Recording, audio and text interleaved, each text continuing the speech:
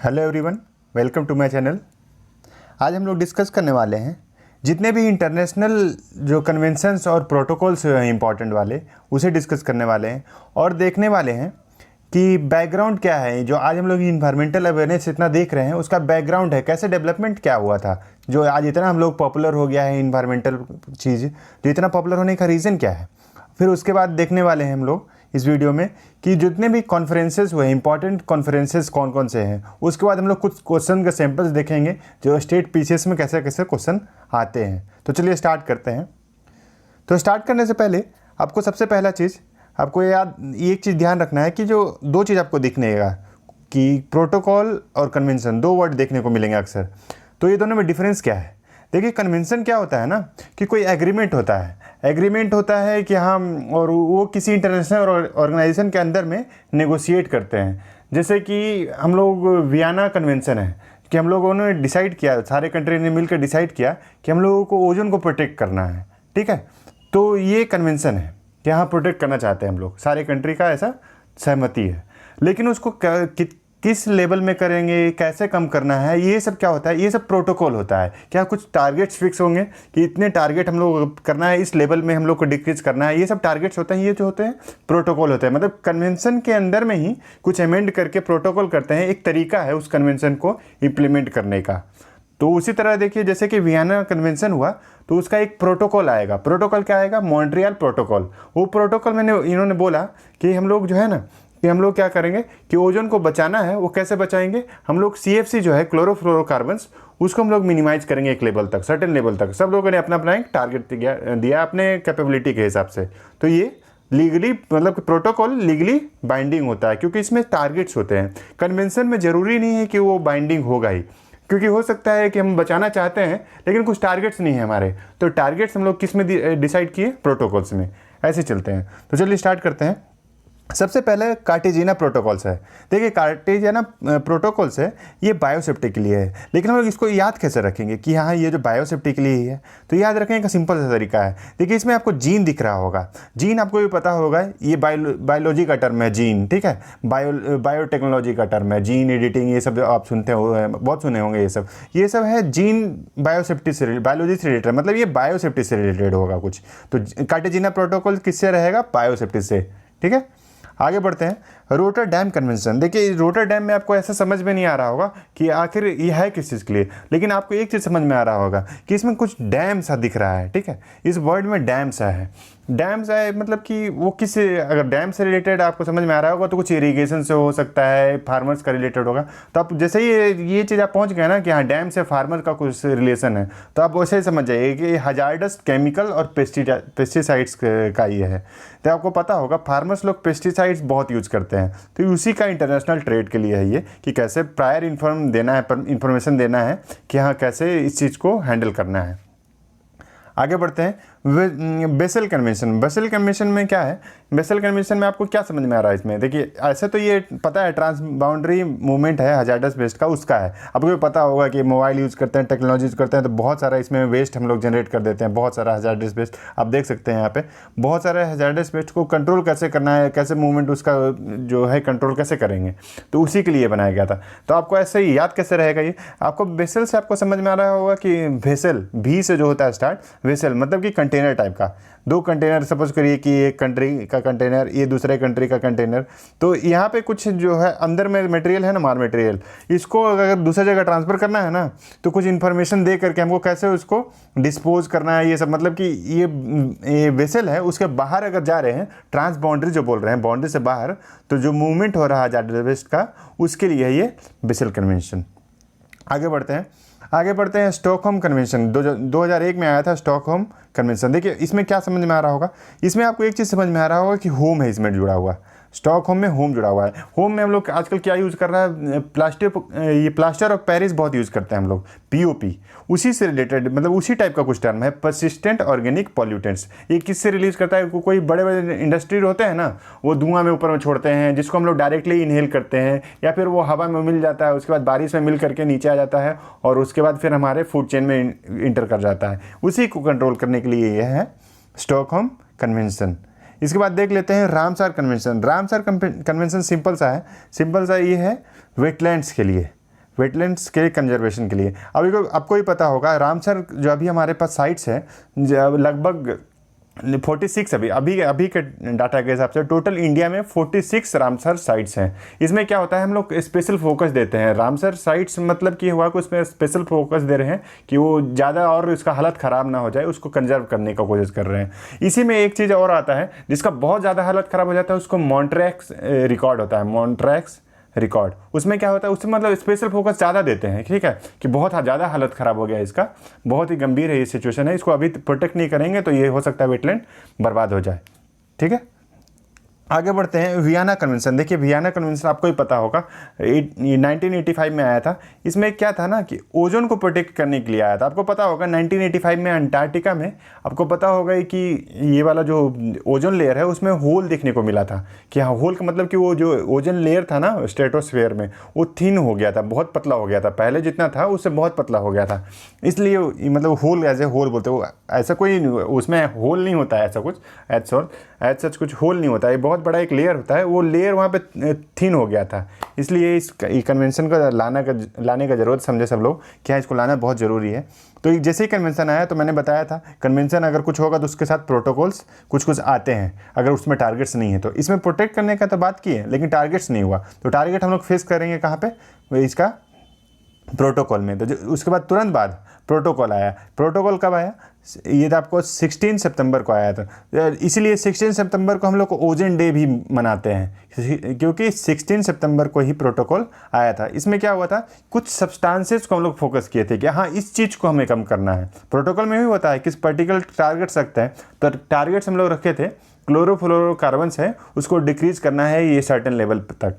ये इस तरह का हम लोग सोच लेकर के मॉन्ट्रियल प्रोटोकॉल लाए थे 1987 में। इसके बाद देख लेते हैं मीनामाता कन्वेंशन। मीनामाता कन्वेंशन क्या हुआ कि आपको पता होगा मीनामाता एक जगह का नाम है, ये जगह ना, यहाँ पे क्या हुआ था ना कि मरकरी का देखा गया कि बहुत फूड चेन में इंटर हो गया है, उसके कारण बहुत सारे बीमारी होने लगे थे मरकरी के कारण। तो ये उसी से रिलेटेड है कि हाँ बहुत सारे इंडस्ट्री है, मरकरी रिलीज किए, उसको पानी में डाल दिए, पानी में मछली खाया, मछली को हम लोग खाएँ, इस तरह से एक साइकिल चलता गया और हमारे फूड चेन में इंटर कर गया। तो ये क्या होता है ना कि फूड चेन में इंटर किया ना, तो ये मतलब कि एक्यूमुलेट होते गया, वहाँ पे हमारे फूड चेन में एक्यूमुलेट होते गया, तो बहुत सारी बीमारी होने लगे। तो इसी को बचाने के लिए, इसी से हम लोगों को मतलब हेल्थ बचाने के लिए, ये मरकरी से का जो एडवर्स इफेक्ट है उससे बचने के लिए मीनामाता कन्वेंशन आया गया। ठीक है, आगे बढ़ते हैं कि देखिए अभी बात करते हैं कि इन्वायरमेंटल अवेयरनेस इतना जागा है, वो रीज़न कहाँ से है, वो रीज़न कहाँ था उसका, कैसे इतना ज़्यादा हो गया। तो सबसे पहले जो बात करता है कि सबसे पहला जो बुक लिखा गया था, कब लिखा गया था, 1962 में। साइलेंट स्प्रिंग नाम का एक बुक था, वो रैचल कार्सन ने लिखा। इस समय मतलब कि बहुत ही ज़्यादा मतलब कि इन्वायरमेंट के ऊपर में बहुत ज़्यादा पॉपुलराइज कर दिया, इन्वायरमेंटल साइंस के ऊपर कि हाँ इन्वायरमेंट कितना ज़रूरी है हम लोगों को, किस तरह इस तरह का पहला बार कोई सोच लेकर के एक किताब लिखा गया। उसके बाद आपको पता होगा 1968 में क्लब ऑफ रोम बना था।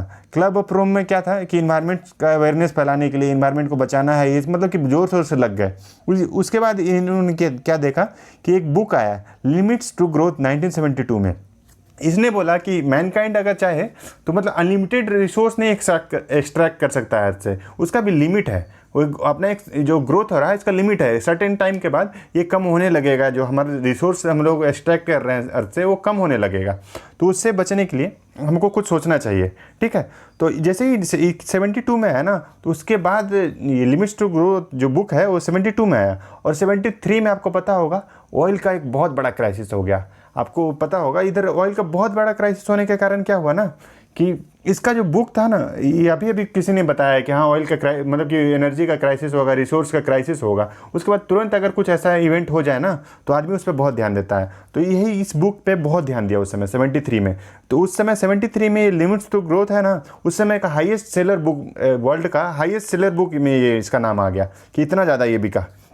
उसके बाद एक और बुक के बारे में आप काफ़ी सुनते होंगे, आवर कॉमन फ्यूचर नाम का एक बुक है जो कि ब्रूटलैंड कमीशन है 1987 में, उसने ये रिलीज़ किया था। तो इसमें भी इस इन्वायरमेंट के बारे में ऐसा लिखा हुआ था। ये भी कभी कभी को देखिए, लास्ट ईयर UPPCS है उसमें ये क्वेश्चन दिया गया था कि किसने लिखा है ये साइलेंट स्प्रिंग जो किताब है वो किसने लिखा था।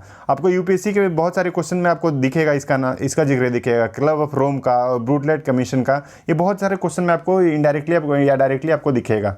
तो ये सब इंपॉर्टेंट है, इसे देख लीजिएगा। उसके बाद बात करते हैं सबसे पहला कॉन्फ्रेंस कब हुआ था। देखिए अभी कोई भी चीज़ का अगर शुरुआत होता है ना, तो सबसे पहले कहाँ से होता है? सबसे पहला होता है वो घर से, मतलब स्टॉक होम, जो आपको बताया था होम में। देखिए आपको स्टॉक होम में होम घर पे है, घर का मतलब कि दिखता है उसमें। तो ये देखिए, तो ये स्टॉकहोम से शुरुआत कब शुरू हुआ था? 1972 में पहला कोई कॉन्फ्रेंस था जिसमें बहुत सारा गैदरिंग है। वो 113 कंट्रीज एक साथ आए और बोले कि हम लोग को इन्वायरमेंट का कंजर्व करने का ज़रूरत है, हम लोग को बचाने का ज़रूरत है। आगे आए सब लोग एक प्लेटफॉर्म पे। कब आए थे ये कन्वेंशन, जो कॉन्फ्रेंस स्टार्ट हुआ था 5 जून को स्टार्ट हुआ था। इसलिए हम लोग अभी भी इन्वायरमेंट डे हम लोग मनाते हैं, वर्ल्ड इन्वायरमेंट डे। वो किस दिन हम लोग मनाते हैं? 5 जून को ही मनाते हैं। रीज़न यही है कि उसी समय ये कॉन्फ्रेंस स्टार्ट हुआ था। तो इसमें दो चीज़ इंपॉर्टेंट निकल के आया। एक तो ये है कि यूनाइटेड नेशन इन्वायरमेंट प्रोग्राम है ना, इसका फॉर्मेशन हुआ। कहाँ पे इसका हेडक्वार्टर रखा गया? इसका नायरोबी में रखा गया, केनिया में। केनिया जो कंट्री है उसमें रखा गया UNEP का हेडक्वार्टर। ये देखिए अभी ये बनाना ज़रूरी था। कोई भी चीज़ है तो UN के अंडर में एक बॉडी रहेगा तभी तो वो फंक्शन करेगा, उसके अंदर से उसके हिसाब से चलेगा। तो UNEP बना लिया। उसके बाद एक एक्शन प्लान डिफाइन किए ये लोग, ठीक है, ये कैसे प्रिजर्व करना है। उसी समय ये कॉन्फ्रेंस में दो चीज़ इंपॉर्टेंट हुआ। आगे बढ़ते हैं। ये देखिए उसके बाद जो बहुत बड़ा एक मेजर था वो हुआ था United Nation conference on environment and development 1992। ये कहाँ पे हुआ था? रियो डे जेनेरियो ने हुआ था, ब्राज़ील में, जो वहाँ पे है, ब्राज़ील में है। ये आपको इंपॉर्टेंट है कि कहाँ पे हुआ था। इसको अर्थ समिट भी बोलते हैं, ठीक है। इसमें क्या क्या आउटकम्स मिले? इसमें एजेंडा 21 मिला, मतलब कि 21st सेंचुरी में कैसे हम लोग आगे प्रोसीड करेंगे इन्वायरमेंट को लेकर के, उसका अवेयरनेस फैलाने के लिए, उसके कैसे हम लोग क्या चलेगा, प्रिंसिपल रहेगा, उसके लिए एजेंडा 21 आया। उसके साथ देखिए एक कुछ लीगली बाइंडिंग चीज़ आए, जैसे कि ये कन्वेंशन ऑन बायोलॉजिकल डाइवर्सिटी। दूसरा UNFCCC। आपको पता होगा अभी कॉन्फ्रेंस ऑफ पार्टी का बहुत सारा ही चलता है, जो मीटिंग चलते हैं वो इसी के अंडर में चलता है। अभी जो होते हैं ये UNFCCC, इसका हम किसी और दिन एक वीडियो में पूरा डिटेल में दे देंगे कि अभी तक जितने 25 जो हुए हैं कोप 25 तक जितने भी कॉन्फ्रेंसेस हुए, क्या उसका आउटकम्स रहा है, इसके बारे में हम लोग डिटेल में एक वीडियो में, सेपरेट वीडियो में डिस्कस कर लेंगे आगे।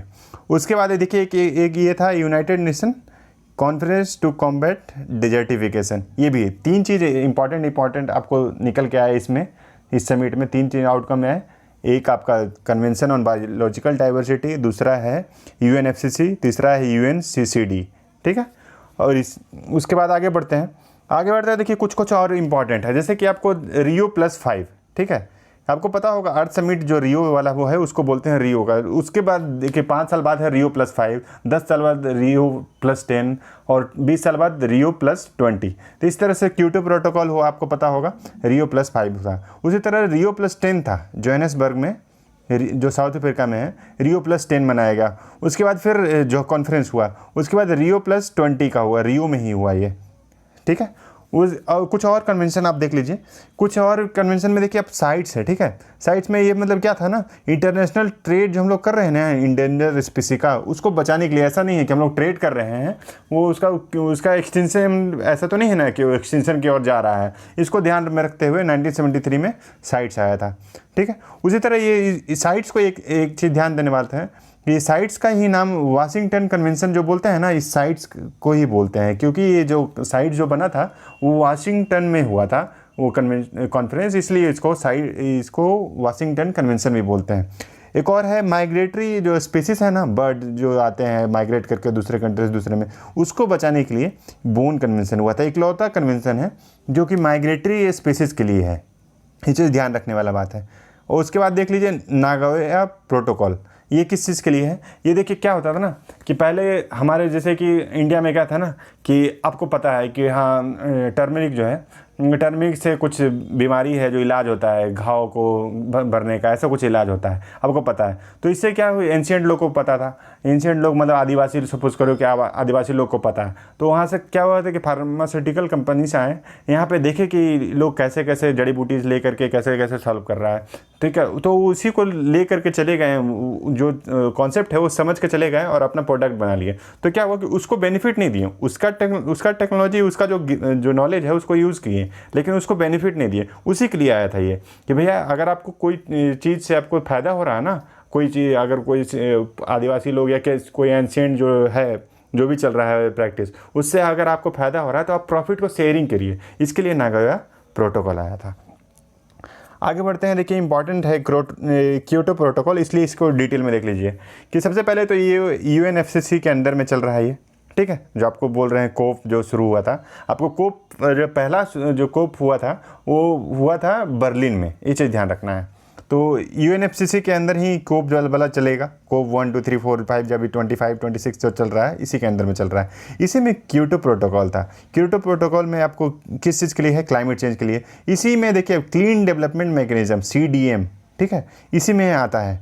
क्लीन डेवलपमेंट मैकेनिज्म है, इसी में आता है कार्बन का जो इमिशन रिडक्शन वाला कॉन्सेप्ट होता है, इसी में होता है। क्या हुआ कि दो तरह का कंट्री बांट दिया गया इसमें, NX1 जो डेवलप्ड कंट्री है, बहुत ज़्यादा डेवलप है, और NX जो नॉन NX जो कंट्रीज़ हैं जो कि डेवलपिंग है, अभी डेवलप नहीं हुए हैं वो उसको। तो इन्होंने क्या किया कि मतलब कि बोला कि डेवलप कंट्री है ना, वो क्या करेंगे कि अपना प्लांट बैठा सकते हैं, मतलब कि CDM के अंदर में पैसा दे दीजिए आप डेवलपिंग कंट्री को, वहाँ पे प्रोजेक्ट बैठा लीजिए ताकि वो भी ग्रीन हाउस गैसेस को एमिशन कम करें, क्लाइमेट चेंज पे कंट्रोल करने की कोशिश करें, और उसके बाद आपको कार्बन क्रेडिट मिल जाएगा। तो कार्बन क्रेडिट का जो कॉन्सेप्ट है ना, क्योटो प्रोटोकॉल में ही आया है। ये चीज़ आपको कुछ चीज़ें है, आपको कुछ चीज़ें ध्यान में रखना है। आगे बढ़ते हैं। देखिए कुछ टर्म्स हैं जो बहुत स्टेट PCS में बहुत पूछे जाते हैं, कि जैसे कि इकोलॉजी का टर्म है, वो पहली बार किसने यूज़ किया था, कॉइन किसने किया था ये टर्म को, इस तरह का। तो उसी में आप देख लीजिए कुछ मेरे हिसाब से इंपॉर्टेंट है। जैसे इकोलॉजी का है, इकोलॉजी का जो टर्म है वो सबसे पहले अर्नेस्ट हैकेल ने यूज़ किया था, ये चीज़ ध्यान रखना है। दूसरा इकोसिस्टम का आर्थर टेंसले ने किया था। इन्वायरमेंट का जो है, इन्वायरमेंट जो वर्ड है, सबसे पहले किसने कॉइन किया था इसको थॉमस कार्ले ने किया था। उसी तरह और भी कुछ वर्ड हैं, देख लीजिए। डाइवर्सिटी जो है, बायोडाइवर्सिटी जो है वाल्टर G रोसन ने किया था, उसको कॉइन किया था। बायोस्फीयर रिजर्व है, वो एडवर्ड स्वेज ने किया था। इकोलॉजिकल निच है जो जोसेफ ग्रीनेल ने किया था। आप देखिए कंफ्यूज नहीं करिएगा, एक जोसेफ फूरियर है, एक जोसेफ ग्रीनेल है यहाँ वाला। तो जो फूरियर है वो उन्होंने क्या किया था, ग्रीन हाउस गैस का जो कॉन्सेप्ट है ना, वो पहली बार दिया था किसने? जोसेफ फूरियर ने, ग्रीन हाउस गैस कॉन्सेप्ट का, ठीक है। इसके बाद कुछ सैम्पल क्वेश्चन है, आप देख लीजिए कि किस तरह से एग्जाम में पूछे जाते हैं स्टेट PCS में, उसको देख लीजिए। सबसे पहला है ये वर्ल्ड इन्वायरमेंट डे है। देखिए कितनी बार पूछा गया है ये क्वेश्चन, देख लीजिए 14 12 11 7 6 4, मतलब कि बहुत बार पूछा गया है। इसमें डायरेक्ट पूछा गया है। आपको भी पता होगा स्टॉकहोम में जो कन्वेंशन हुआ था उसके बाद हम लोग मनाया जाता है वर्ल्ड इन्वायरमेंट डे, जो 1972 में हुआ था। कब हुआ था? 5 जून को हुआ था। तो इसका राइट आंसर है B।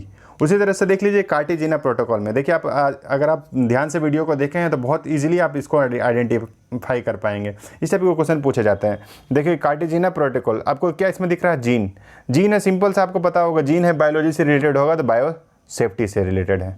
आगे देख लेते हैं रोटरडैम कन्वेंशन। देखिए इसमें आप बताएं ना कि आप पीछे से आप ध्यान देंगे ना तो बहुत आसानी से आप सॉल्व कर लेंगे। रोटरडैम में देखिए डैम है मतलब फार्मर से कुछ रिलेटेड है, मतलब कि वो कैसा रहेगा, वो केमिकल्स और पेस्टिसाइड से इसका ट्रेड से रिलेटेड होगा।